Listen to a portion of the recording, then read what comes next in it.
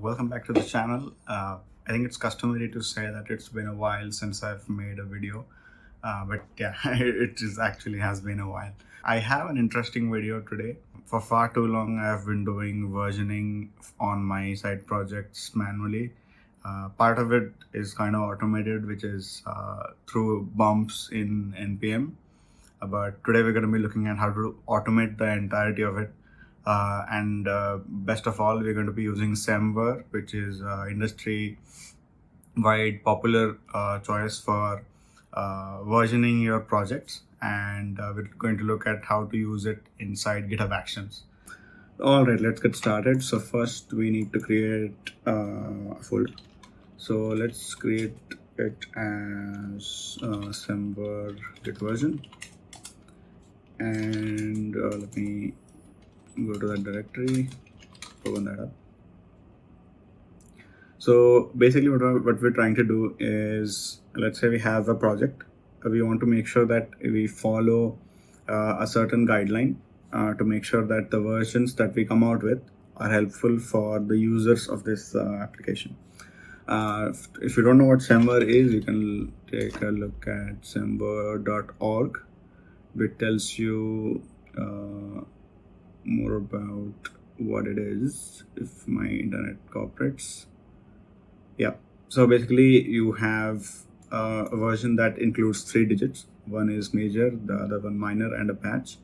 Any breaking change that you do goes to bump the major version. So 1.0.0 to 2.0.0 would be a major bump. Minor bumps are slight changes to your functionality, but making sure that even if somebody doesn't upgrade, your application still works. And patches are for bug fixes. So anytime you fix a bug, you patch the version by incrementing the last digit. And I'm sure you've heard similar terms whenever somebody talks about any popular library or an application of sorts. So you can read through the entire spec. So this just tells others how to use the spec, and but doesn't really implement it to say. There are tools that do use semver spec to help you tag your applications, and one of those is GitVersion. So GitVersion uses the Git history, the Git graph, to generate specific versioning for your projects. So one of the major Git branching strategies that are used by teams is called Git flow. If you want to learn more about Git flow, I think Atlassian has a great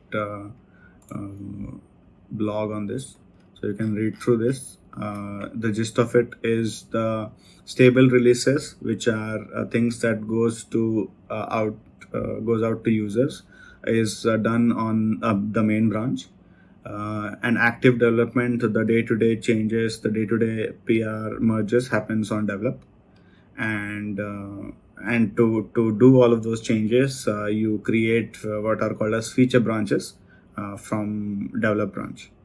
And any hotfixes that are done through main. So you create a hotfix branch from main, fix everything, and then merge it back to your main branch again. Cool. So you can read through all of this, and I'm going to put these links in the description. But let's get started. So if you see right now, this is not a Git directory, so I'm going to do git init dot, and I'm going to change the main branch called as main. Now, before we start pushing this to GitHub, we need to actually create the Git repo. So I'm just going to do that. So github/new, and let's name it as semver GitVersion. I'm going to keep this as public because I want to see the graph as we go along. Cool. So now I can just git push this. Need to add the remote actually. So git remote add origin,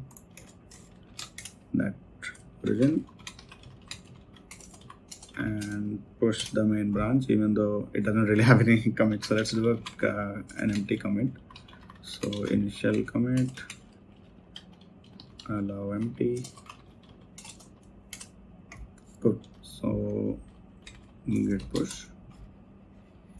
So that created the first commit, which we can see here. Now let's start our first cycle. So basically, in terms of git flow, each cycle is starting from your main branch. You do some sort of a feature development. You create a release, which is basically getting ready to push a stable version, and then you merge it back to main. So that is one cycle. Exceptions to this cycle would be something like a hotfix, which means something has broken on main, and to fix that, you directly create a hotfix from main and merge it back.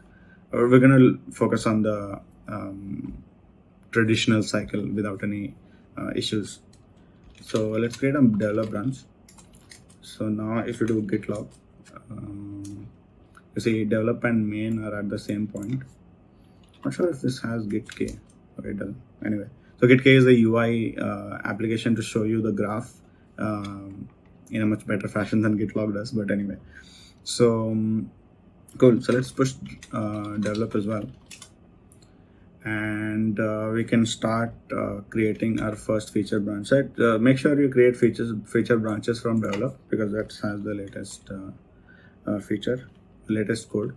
So let's say we have create app folder, I guess, I don't know.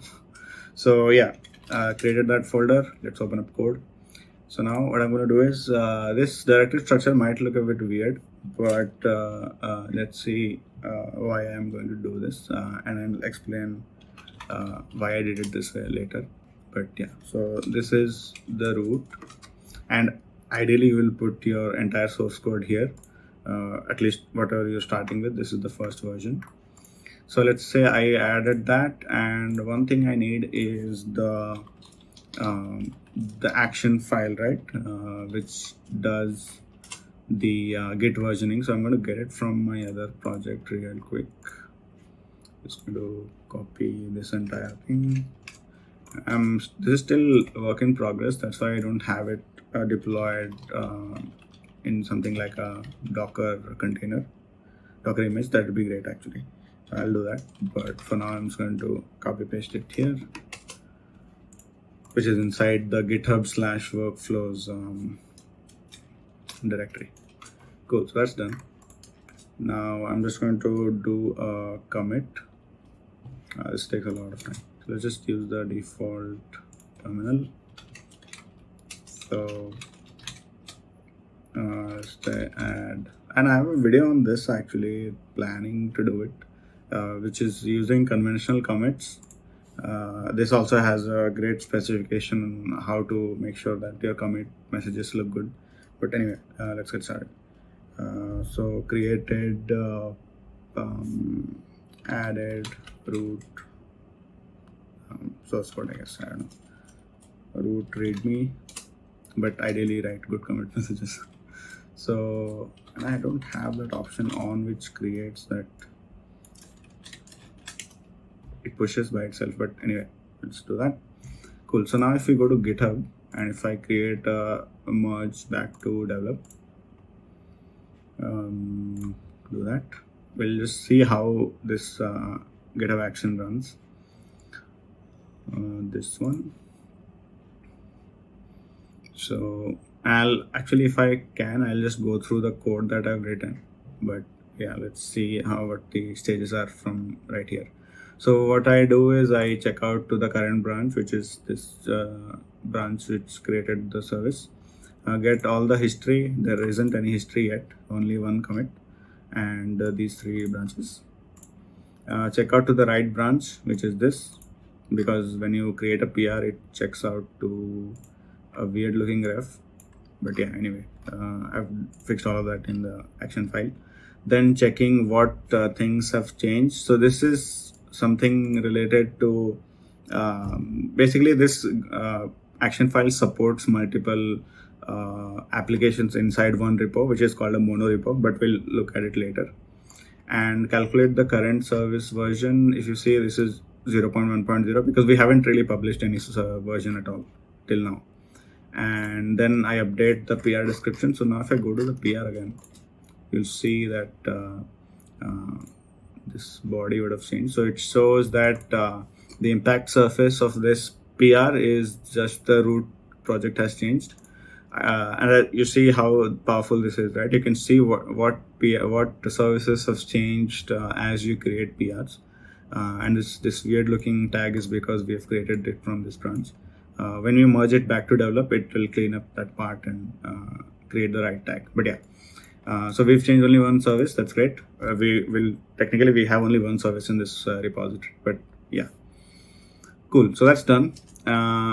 Ideally, you'll have tests in your code, but we don't. So we can just go ahead and merge this. And based on your team, you can decide if you want to merge it with merge commit or squash it. I personally prefer squash because it cleans up the Git graph really nicely. So let me just refresh, and I think it'll pick that it can squash. Yeah. So squash and merge. Now what will happen is again that we can delete this branch, and this will run again for the develop branch. And if I show you the Git graph, you should see one commit on develop, and the main is still at initial commit. Great. So let's take a look at what happens once this runs. Basically, what it is now doing is running the same GitVersion action workflow, but it's going to also tag the build. And now if I do git fetch tags, I think I should have done git fetch all, but whatever. So it got this new tag, which is root/v 0.1.0 alpha 1. The reason it is using alpha pre-release tags is because this is still developed, right? This is not yet ready to be published as a stable release, because ideally you want to make sure everything is fixed before you publish. So that is done on the main branch. So let's assume that that is all we needed to do on this 0.1.0 version to create that release. What we're going to do is, come on. I need to copy that first, paste it here. Cool. So now this should pull develop, which has that new commit. And to release the latest release, I'm going to create a release branch called 0.1.0. Technically, this doesn't really matter because GitVersion will take care of tagging, but yeah, let's create nicely named releases.